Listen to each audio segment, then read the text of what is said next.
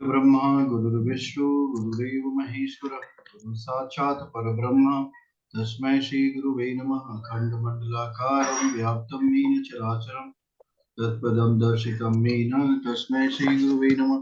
मातृवत्सलायति च पितृवत्मादर्शितं नमो गुरुसत्तायै श्रद्धा प्रज्ञायुता च ॐ श्री गुरुवे नमः।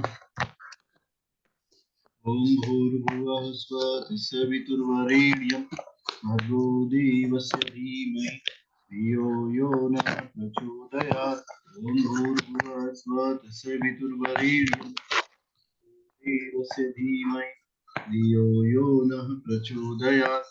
ॐ भूर्भुवः स्वः तत्सवितुर्वरेण्यं भर्गो देवस्य धीमहि धियो यो नः प्रचोदयात्। ॐ भूर्भुवः स्वः तत्सवितुर्वरेण्यं भर्गो देवस्य धीमहि धियो यो नः प्रचोदयात्। ॐ भूर्भुवः स्वः तत्सवितुर्वरेण्यं भर्गो देवस्य धीमहि धियो यो नः प्रचोदयात्। ॐ भूर्भुवः स्वः। आप सभी का इस लाइव कक्षा में स्वागत है। आप लोग मन लगा के पढ़ेंगे तो ज्योतिष के ज्ञान को आप लोग पारंगत हो सकते हैं। आज की कक्षा, कल की कक्षा जहां सब समाप्त हुई थी उससे आगे हम लोग पढ़ेंगे। ग्रहों के बारे में पढ़ रहे थे।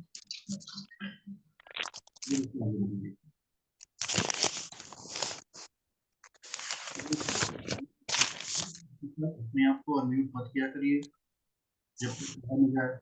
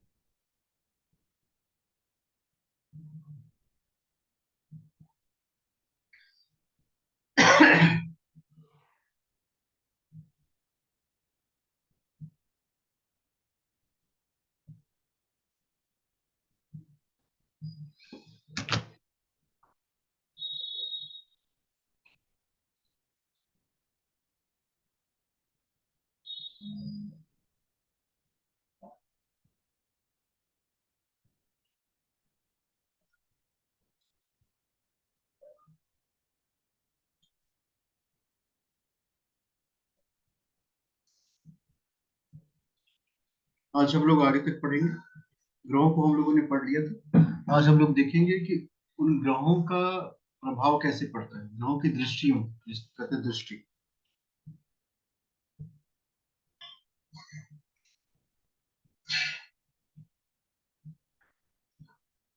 तो ग्रहों की दृष्टियों के बारे में भी समझ हमारे अंदर होनी चाहिए।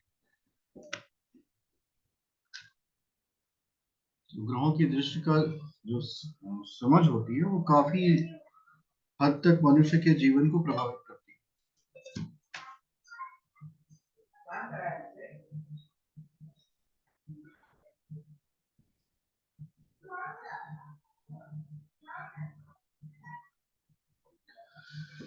तो दृष्टि का जो प्रभाव होता है, हर ग्रह की अपनी अपनी दृष्टि होती है। और हर ग्रह, जहां जैसे सूर्य को देखा जाए, सूर्य, चंद्रमा, मंगल, गुरु, शुक्र, हर ग्रह जो है अपने से साथ में देखता है। ये सामान्य सा नियम होता है। कोई भी ग्रह जहां बैठा है उससे उसपे सातवां सातवां मतलब अपने अपोजिट दिखेगा। और इस अपोजिट देखने के अलावा भी दो अतिरिक्त दृष्टियां होती हैं।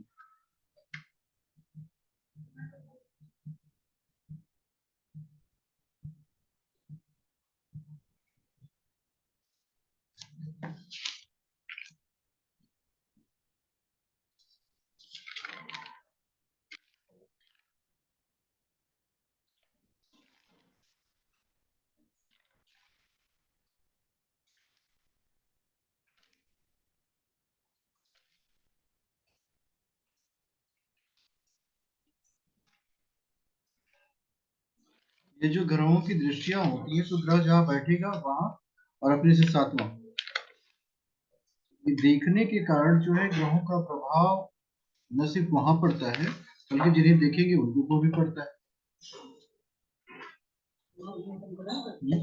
हम्म? हाँ।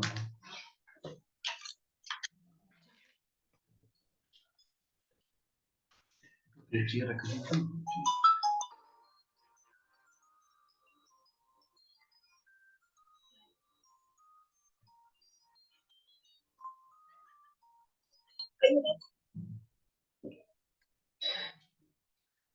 अपने से सातवां हर ग्रह देखता ही है। ग्रहों का जो दृष्टि का प्रभाव होता है वो व्यक्ति के ऊपर अवश्य पड़ता है। कभी ऐसा हो ही नहीं सकता कि दृष्टियां व्यक्ति को प्रभावित न करें। तो दृष्टियों में पूरी सावधानी बरतनी चाहिए। जब आप सावधानी बरतेंगे दृष्टियों में,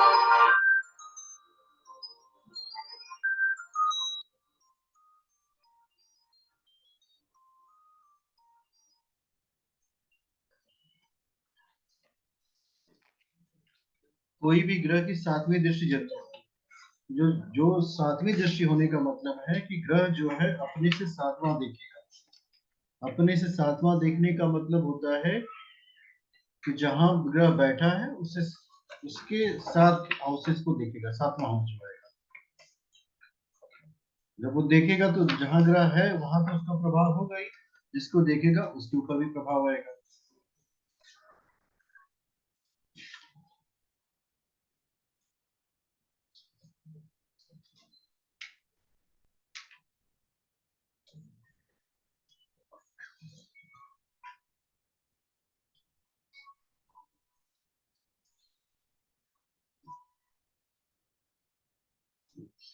तो सप्तम स्थान को तो ग्रह देखेगा ही, उसके अलावा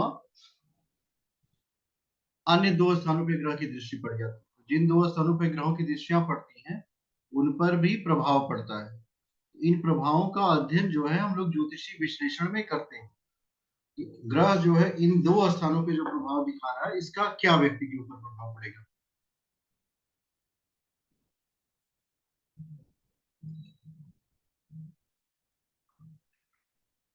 सूर्य की सप्तम दृष्टि होती है, चंद्रमा की भी एक दृष्टि होती है। सप्तम दृष्टि, चंद्रमा जहां है वहां तो देखेगा ही, सप्तम स्थान को भी देखेगा। मंगल की भी सप्तम दृष्टि होगी, गुरु की भी सप्तम दृष्टि होगी, शुक्र भी सप्तम।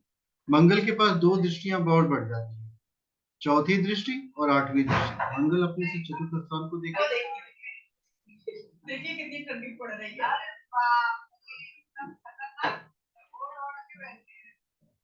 जैकेट पे पैंट तोड़ दूं, बैठे इतनी ठंडी पड़ रही है। मंगल आठवें को भी देखेगा, चौथे को देख लिया, सप्तम को देख लिया, आठवें को भी देख लिया।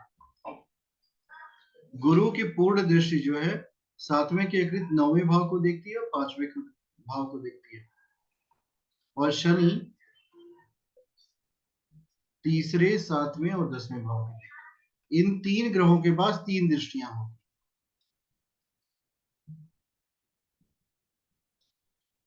बाकी जितने ग्रह हैं उनके पास सप्तम दृष्टि, जहां बैठेंगे वहीं देखेंगे। अब इन दृष्टियों का प्रभाव क्या होता है।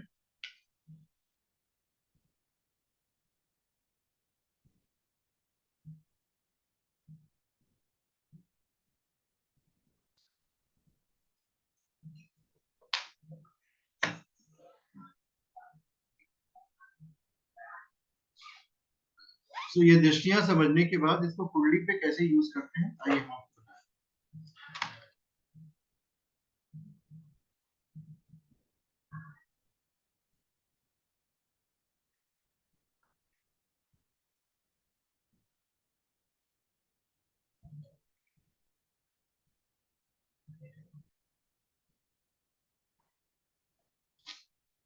देखिए, सूर्य के विषय में हम लोगों ने पढ़ा था, सूर्य की सप्तम दृष्टि होती है। सूर्य इस कुंडली में ढूंढिए कहाँ है? सूर्य यहाँ पे है, ये है सर। अब यहाँ से सप्तम दृष्टि गिनेंगे तो 1 2 3 4 5 6 7।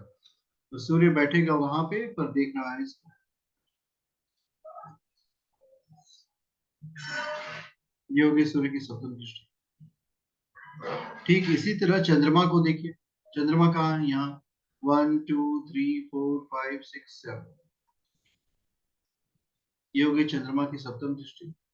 अब इसके बाद देखिए गुरु जुपिटर यहाँ बैठा है, जुपिटर की पंचम सप्तम और नवम दृष्टि हमने पढ़ा था, 1 2 3 4 5।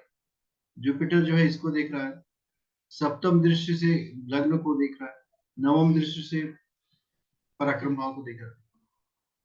शुक्र की सप्तम दृष्टि कहाँ जा रही है? यहाँ तक। अब इसमें होता क्या है कि जब भी कुंडली में आप 12 भावों को गिनते हैं तो इसकी गिनती यहाँ से, जैसे सूर्य से 7 गिनना हो तो यहाँ पे 1 होगा, 2 3 4 5 6 7, इस तरह गिनेंगे। शुक्र से 7 गिनना हो, शुक्र से यहां से गिनेंगे 1 2 3 4 5 6 7। तो दृष्टियों का प्रभाव जो होता है, अब ये गिनती देखिए गलत हो गई, अब इसको सही करिए।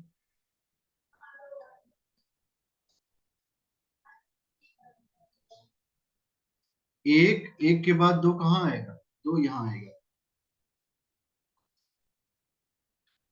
3 4 5 6 7, इस तरह गिनती करते हैं। जो पहले ग्रह है उसकी सप्तम दृष्टि यहाँ तक आएगी। तो दृष्टि का प्रभाव पड़ता है। हम लोग जब ग्रहों की श्रेणी में पढ़ते हैं तो हमें एक बात पढ़ाई जाती है, उसको समझ लीजिएगा। सौम्य ग्रह और क्रूर ग्रह, सौम्य और क्रूर ग्रह,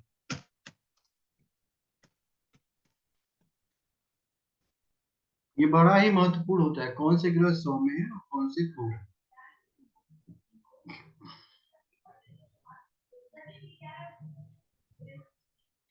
अब इसमें अगर ध्यान से देखेंगे तो ये जो बलि चंद्रमा, बलवान चंद्रमा,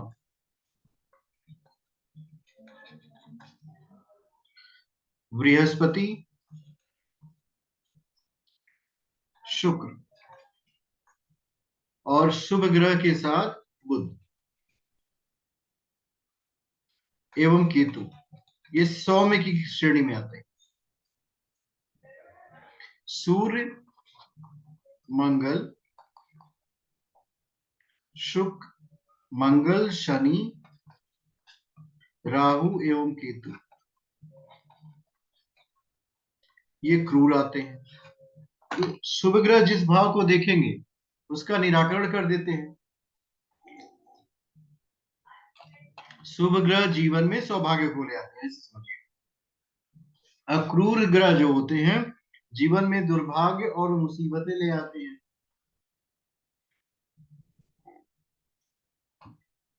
शुभ ग्रह जीवन में सौभाग्य और क्रूर ग्रह जीवन में दुर्भाग्य और मुसीबतें ले आते हैं। शुभ ग्रह जीवन में सौभाग्य, क्रूर ग्रह जीवन में दुर्भाग्य और मुसीबतें ले आते हैं। ये दिमाग में हमेशा रखना चाहिए। क्रूर ग्रहों में सूर्य और मंगल शामिल हैं। शनि, राहु और केतु को पापी ग्रह कहते हैं।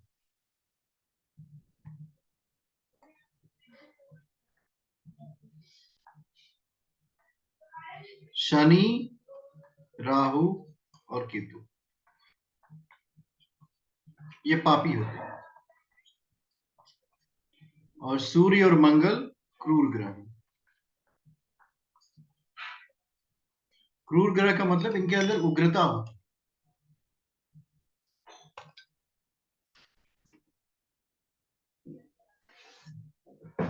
इनकी उग्रता जो होती है वो उग्र भी मनुष्य को परेशान करती है। ग्रहों की 10 अवस्थाएं होती, 10 अवस्था होती है ग्रह की।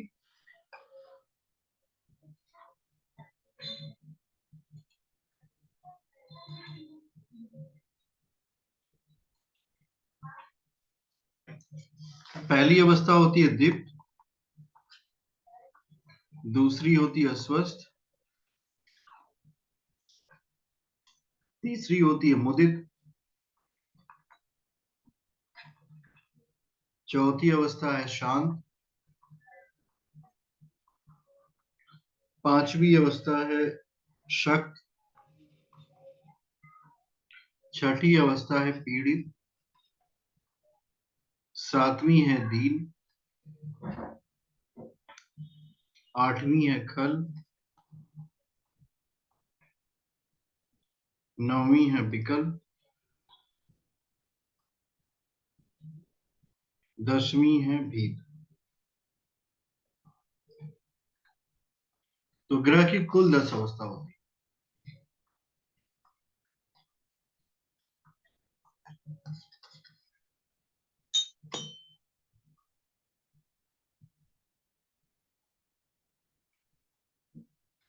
अब इन 10 अवस्थाओं का फल भी अलग अलग होता है।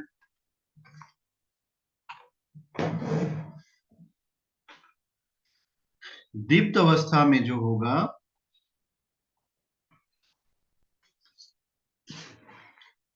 मनुष्य बुद्धिमान होगा,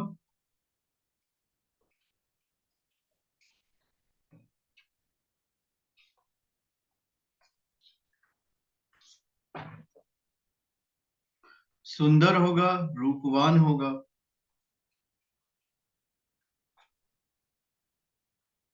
स्वस्थ अवस्था में कीर्तिमान, सदा प्रसन्नचित,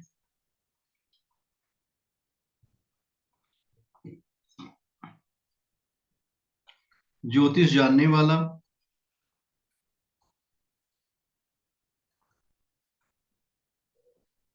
और हर्षित अवस्था में मनुष्य सदाचारी धर्मात्मा होता है। सदाचारी धर्मात्मा। शांत अवस्था में मनुष्य शांत,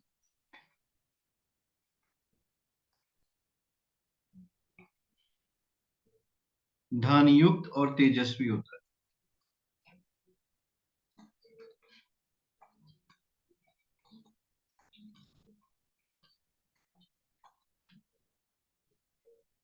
शक्त अवस्था में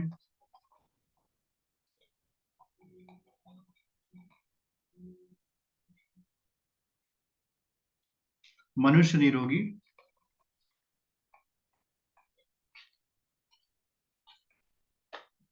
सुंदर देही,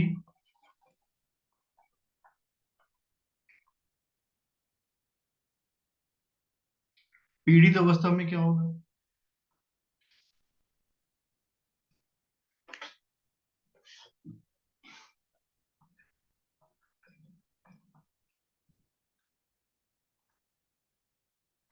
रोगी होगा, उसको मानसिक चिंता होगी।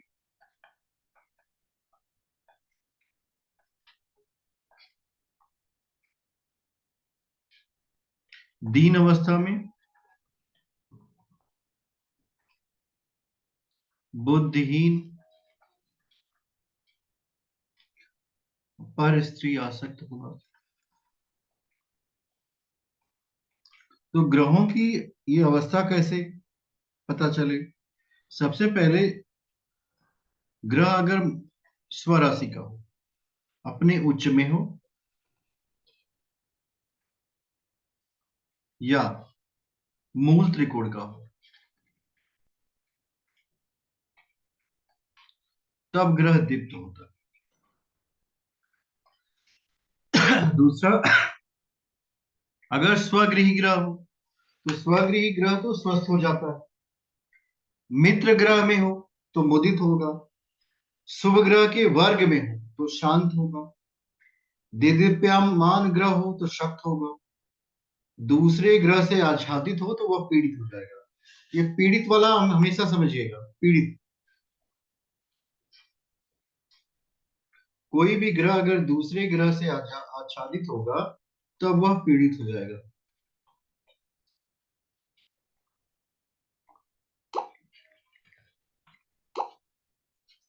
अब पीड़ित ग्रह अपना पूर्ण फल नहीं देते। शत्रु राशि में हो या शत्रु ग्रहों से दीप्यमान हो, तो ऐसा ग्रह जो है दीन कहलाता है।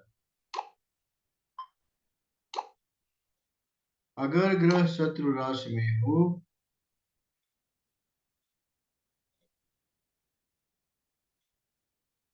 तो ऐसा ग्रह दीन कहलाता है।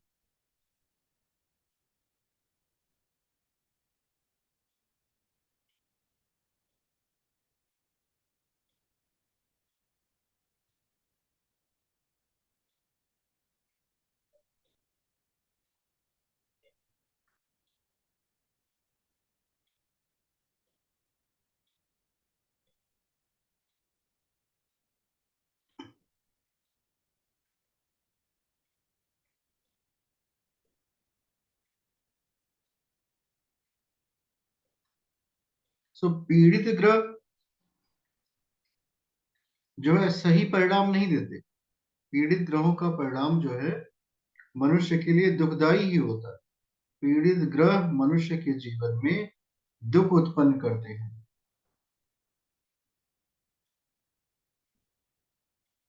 तो जब ये मनुष्य के जीवन में दुख उत्पन्न करते हैं तो इसका प्रभाव भी दुख कारक होता है। सो दुख कारक ग्रहों का प्रभाव प्रभाव दुख कारक होगा। तो ऐसे दुख का इफेक्ट क्या होता है व्यक्ति के ऊपर? ये जो दुख होते हैं ये मनुष्य को परेशान करते हैं। जब परेशान करेंगे तो उसका प्रभाव भी निष्प्रभावी होगा व्यक्ति के ऊपर। व्यक्ति कितना भी प्रयास करे वो दुखों से निवृत्ति नहीं पा सकता। क्यों? क्योंकि दुख कारक ग्रहों का प्रभाव है।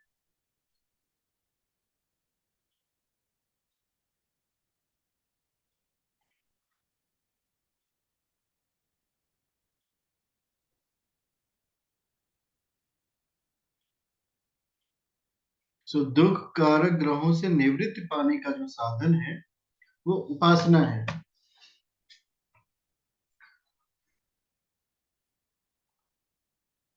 पाप ग्रह से युक्त हो तो खल होता है। अगर कोई ग्रह पाप ग्रहों से युक्त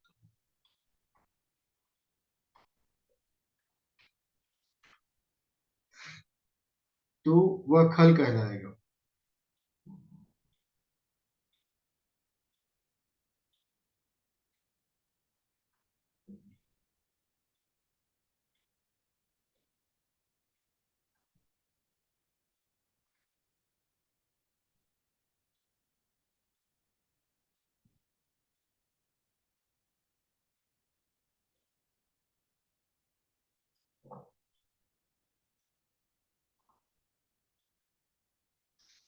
दूसरी बात क्या होती है?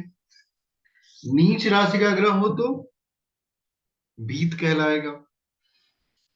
ग्रह अगर नीच राशि में हो जाए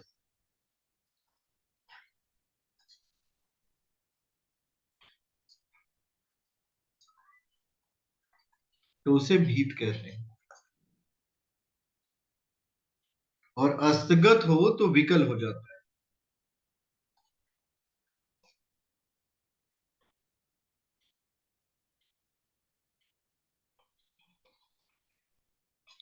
अब आपके जो ग्रह कुंडली में हैं उन ग्रहों की एक सूची बना लिया करें। जब भी आप किसी कुंडली को देखें तो उस उन ग्रहों की एक सूची बना लीजिए। उनको सीक्वेंस में आप अरेंज करिए कि कौन सा ग्रह किस अवस्था में कुंडली में पड़ा हुआ है। वो अस्तगत है कि नीच का है कि विकल है कि कल है। सामान्यतः आज के सॉफ्टवेयरों में इसका पूरा प्रयास किया गया है कि व्यक्ति को काफी मेहनत ना करनी पड़े। वो सारी चीजें कुंडली में ही होती है। ग्रह की स्थिति अगर आप देखना चाहें तो सॉफ्टवेयर से ही देख लेंगे, जान लेंगे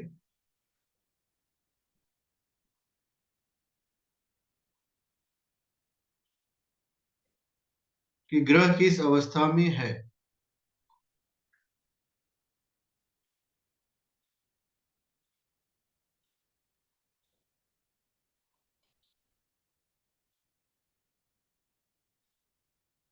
क्या वह ग्रह अस्त है, उदित है, मुदित है, किस अवस्था में है ग्रह की स्थिति, तो ग्रह स्थिति से आपको पता चल जाएगी।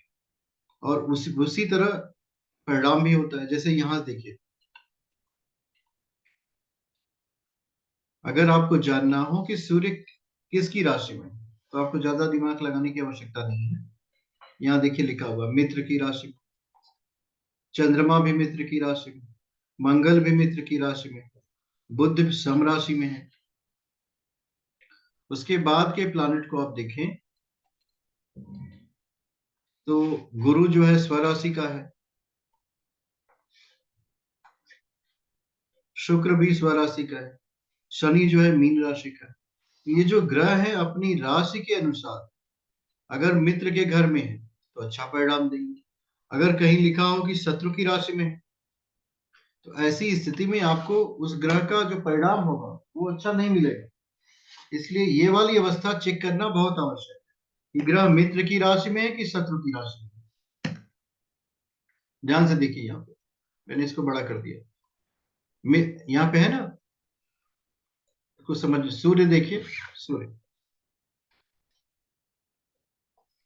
सूर्य जो है वृश्चिक राशि में है, ज्येष्ठा नक्षत्र के प्रथम चरण में मित्र की राशि में आ, सो मित्र की राशि में जब भी कोई ग्रह आएगा तो उसका परिणाम बहुत अच्छा मिलेगा। सूर्य से संबंधित जो भी चीजें हैं, सूर्य आत्मा का कारक है, पिता का कारक है, ये सभी प्राप्त होंगे। चंद्रमा देखिए उत्तरा फाल्गुनी के तृतीय चरण में है और मित्र की राशि में। सो मित्र की राशि के जो भी प्लैनेट होंगे वो अच्छा परिणाम देंगे। यही अगर ग्रह स्वराशि में हो तो और अच्छा परिणाम देगा। जैसे सबसे अच्छा अगर इसमें देखा जाए तो इस कुंडली में शुक्र की स्थिति, शुक्र जो है इस कुंडली में तुला राशि में, विशाखा के प्रथम चरण में है जो कि स्वराशि है, जो शुक्र की अपनी राशि है। शुक्र जो है तुला राशि का स्वामी है, तो स्वराशि का ग्रह जो है और अच्छा परिणाम देगा। जब भी कोई ग्रह जब हम कहते हैं कि अच्छा परिणाम देगा, इसका तात्पर्य यह है कि उस ग्रह से संबंधित फल उस व्यक्ति को बहुत अच्छे मिलेंगे। शुक्र से संबंधित जो वस्तुएं हैं, जो पदार्थ हैं, जो संबंध हैं, ये काफी इस व्यक्ति को अच्छे मिलेंगे। यही बात जो है हमें समझने की है। जब कभी हमें इस बात का बोध होने लगे, जानकारी होने लगे कि हमको समझना क्या है, तो आपको जो समझना है कि इन इन पदार्थों से संबंधित चीजों का व्यक्तिगत रूप से व्यक्ति के ऊपर क्या प्रभाव पड़ेगा, वो ग्रहों की स्थिति के आधार पर आप बताएंगे। तो जैसे ग्रह इसमें देख लीजिए, सूर्य है, चंद्रमा है, मंगल है, बुध है, गुरु है, शुक्र है। तो ये जो ग्रह है ये किन किन अवस्थाओं में, उन्हीं के आधार पर ही हम प्रिडिक्शन करेंगे। अगर ये ग्रह अच्छी अवस्था में नहीं है तो निश्चित रूप से इनका परिणाम व्यक्ति के ऊपर अच्छा नहीं पड़ेगा। तो जब अच्छा परिणाम नहीं पड़ता है तो क्या कहा जाता है, अच्छा परिणाम नहीं पड़ने की वजह से एक समस्या खड़ी हो जाती है कि व्यक्ति का जीवन अच्छा नहीं चलता।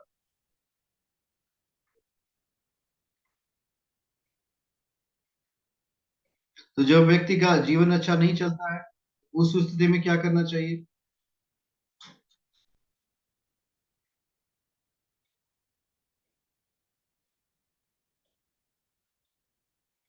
उस स्थिति का परिणाम यह है कि व्यक्ति के जीवन में दुख कम आता है।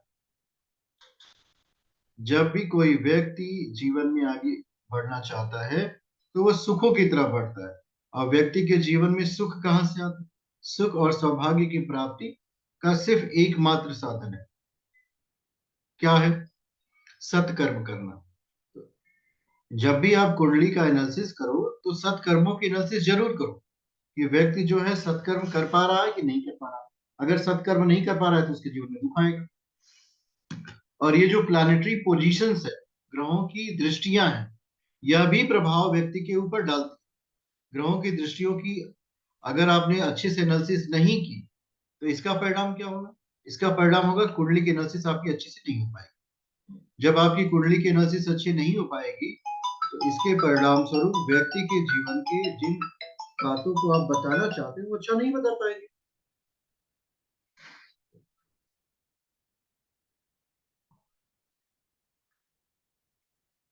हेलो। हाँ सर बताइए।